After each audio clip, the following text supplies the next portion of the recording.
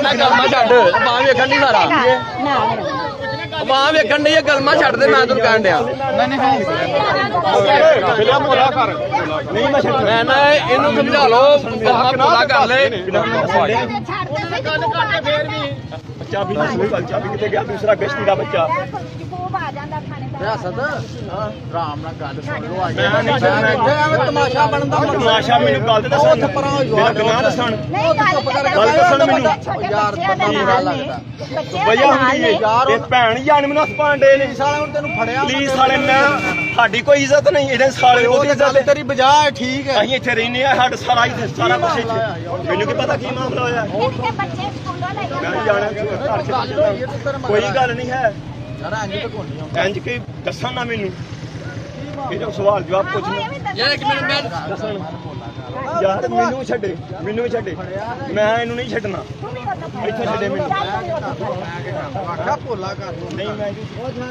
ਸਾਡੀ ਆਏ ਨਹੀਂ ਮੈਂ ਨਹੀਂ ਛੱਡਣਾ ਆਏ ਚੰਗਾ ਤੁਸੀਂ ਕਿੱਥੇ ਰਹਿ ਗਏ ਜਨਾਬ ਰੋਡ ਤੇ ਪੰਗਾ ਲੱਗਾ ਤਮਾਸ਼ਾ ਲਾਣ ਡਿਆ ਬੰਦਾ ਫਿਲਾਵਾ ਜਾਣ ਕੇ ਆ ਵੀ ਮਿਲੋ ਆਗ ਬੰਦੇ ਨੂੰ ਮੇਰਾ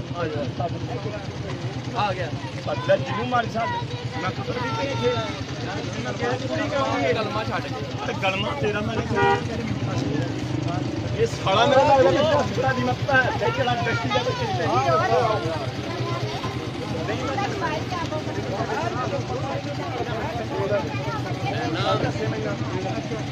ਆ ਕਹਿੰਦੇ ਪਤਾ ਭਾਜੀ ਮੈਨੂੰ ਮੇਰੀ ਗੱਲ ਦੱਸਣ ਪਹਿਲਾਂ ਛੱਡ ਗੱਲ ਨਹੀਂ ਗੱਲ ਤੋਂ ਉਹ ਗਲਮਾ ਛੱਡ ਟੈਨਸ਼ਨ ਨਹੀਂ ਨਾ ਇੱਥੇ ਮੈਨੂੰ ਗੱਲ ਦੱਸਣ ਗੱਲ ਤੇ ਇੱਥੇ ਬੰਦਿਆਂ ਦੇ ਵਿੱਚ ਗੱਲ ਦੱਸਣ ਗਲਮਾ ਛੱਡ ਮੇਰੀ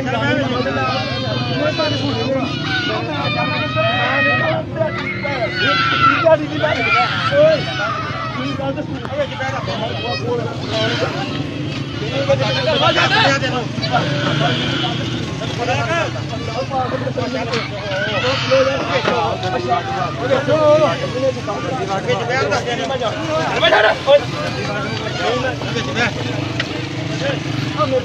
चुप करके भैया की करना ने आराम ने भैया की करना ने एक बार विचो विचो विच